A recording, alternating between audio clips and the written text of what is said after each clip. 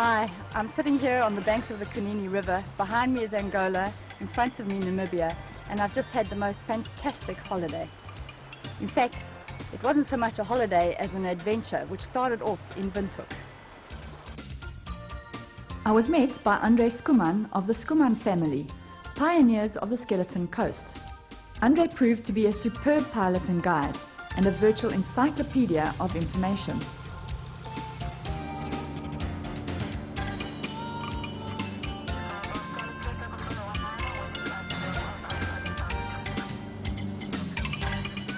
Soon we left the greenery of Windhoek behind and headed for the well-known Gamsberg Observatory. Our destination, Sossusvlei. Below, a petrified dune stood out as the only landmark for miles. The recent rain brought an unusual change to this landscape. To see pools of water scattered across the normally dry desert wilderness of Sossusvlei was a wonderful experience. Andre landed in what seemed to me like the middle of nowhere, so that we could explore the area on foot. The dunes surrounding Sossusvlei are said to be among the highest in the world.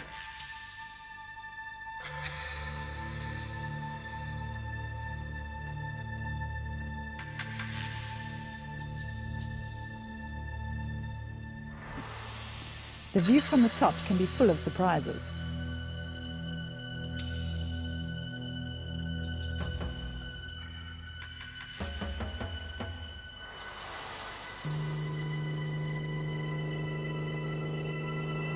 We headed back to the Cessna 210, escorted by 2 airport attendants, and I looked down, appreciating the fact that I was on a high-wing aircraft, ideal for taking photographs.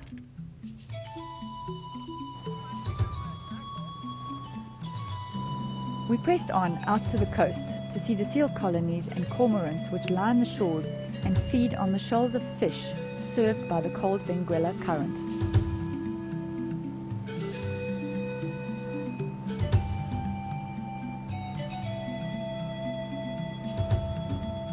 The Atlantic Ocean is known to have wreaked havoc along the coast, and there was many a shipwreck tossed on the beach to prove it. They lay in state like fossils and left me pondering about the people who had been on board.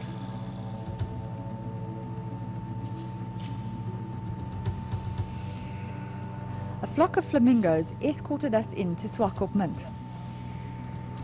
We met the rest of our group, a family from the UK, whose company we enjoyed for the rest of the trip.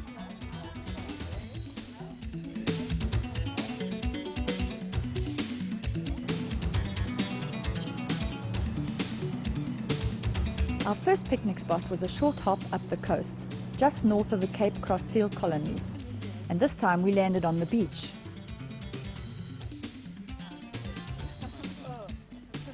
A light lunch of salads and cold meats was served literally on the wing, with a good view of the last metallic remains of the wreck of the Winston. The rusty cogs were a photographer's delight.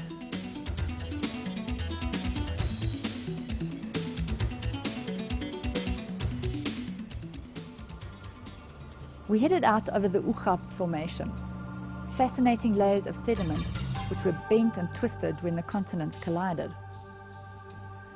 There are no words to describe the vastness of this area, and Andre, like the rest of the Schoeman family, spent his childhood here and has developed a vast knowledge of every aspect of this fascinating landscape. As Andre spoke, I began to appreciate the tenacity of life in the desert, where nature capitalizes on every opportunity wrested from the elements. The welwitschia plant flourishes on the moisture brought in by the fog, which rolls in from the coast each evening. Other interesting plants were the dollar bush and the elephant foot.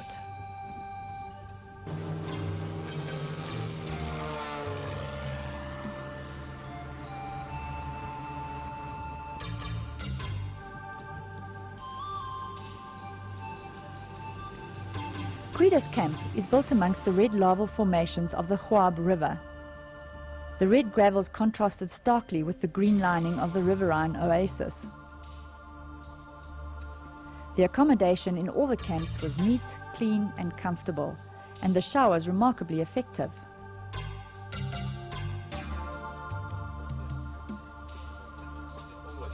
sunrise and a healthy breakfast was served in the shade of the lapa, accompanied by a few feathered friends.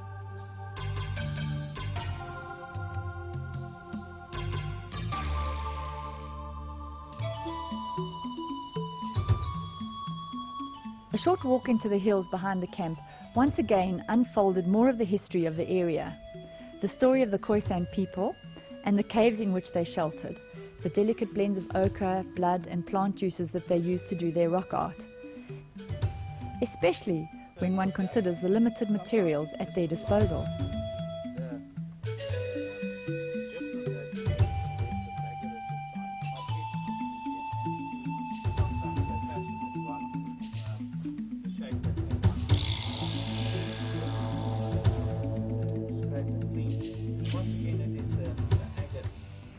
We all pass this bushman's grave.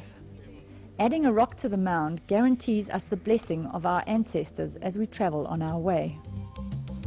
We crossed the Huab River by Land Rover to see the astonishing rock formations known as the organ pipes. To geologists, the volcanic activity of the past is laid bare in the craggy, steel-like shards.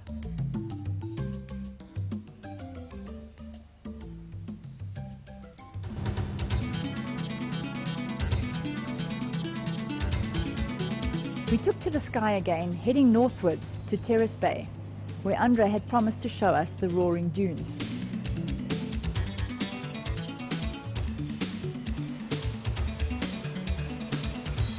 We wandered along the rocky beach collecting pretty stones amongst the skeletons of seals and sharks, while Andre and John refueled the aircraft.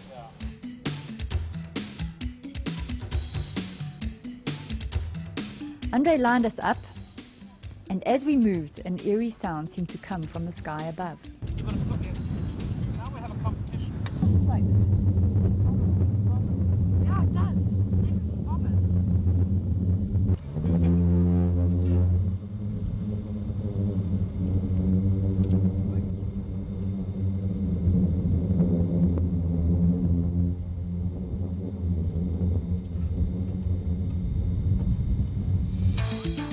A close inspection of the dune revealed a kaleidoscope of colors. Garnets, unique to this area.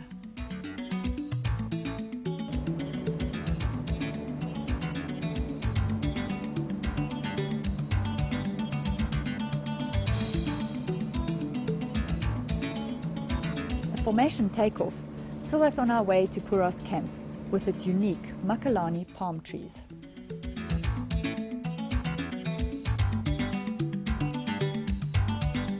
Next morning, we enjoyed another sumptuous breakfast on the banks of the Hurusip River.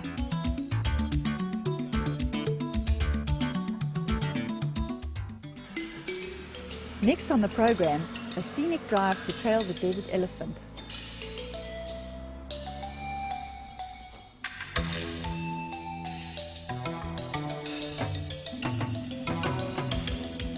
About an hour from camp, we come across the elephant spoor. The dung was still fresh. We were in luck.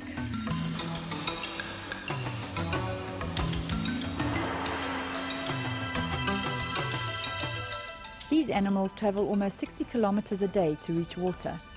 They're the same species as the other elephant of Africa, but have adapted to survive the conditions of the Keuka veld.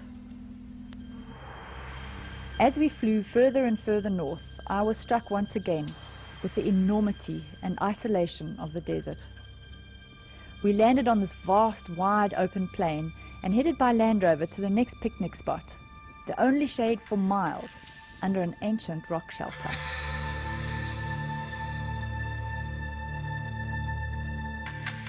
The drive to Kanini Camp was an adventure in itself, the Land Rovers proving their mettle over and over again. By now, we were accustomed to the gradients that these vehicles handle.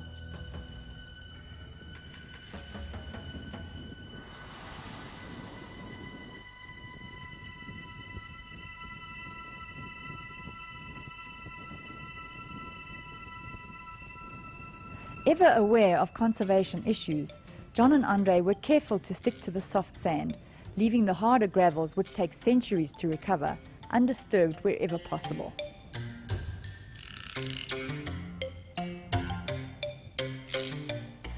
sidewinder snake is no stranger to the desert.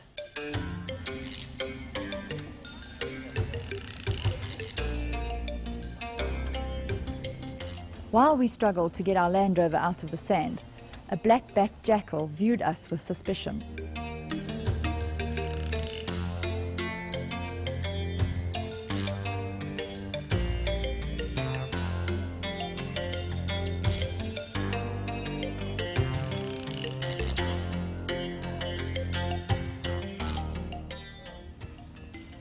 Sunrise and the camp stirs. Time for the traditional morning tea, served by our versatile guide. Morning. You like a cup of tea? A visit to a nearby Himba settlement was one of the highlights of the tour. As Western civilization encroaches, a symbiotic relationship has developed between Skeleton Coast safaris and the Himba. They are nomads and farm goats and supplement their diet with veld food and water from the Kunene River. The Kunene River forms the northern border of Namibia and is also its only perennial river, a literal oasis which draws to its banks many species of birds and animals.